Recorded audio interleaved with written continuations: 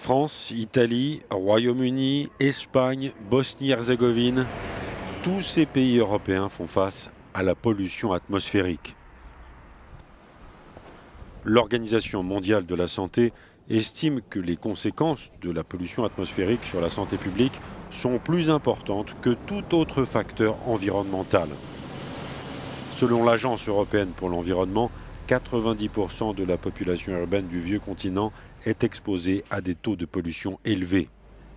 Ce pic de pollution est dû, d'une part, aux surémissions causées par les températures plus fraîches, donc on a du chauffage de façon plus importante.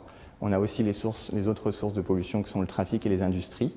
Donc ces facteurs favorisent une accumulation de pollution.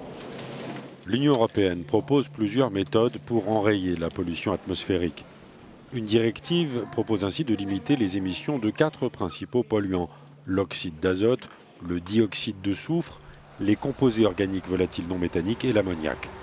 L'Union européenne a également prévu pour la première fois d'imposer des limites aux concentrations de particules fines.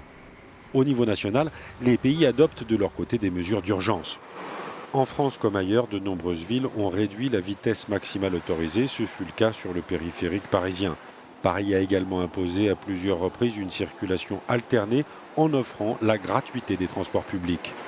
C'est une bonne chose, mais c'est un peu galère aussi en même temps, parce que la plupart des gens, comme aujourd'hui c'est gratuit, alors les gens ne prennent plus leur voiture, mais les trains sont bondés, on n'a plus de place, c'est vraiment la galère.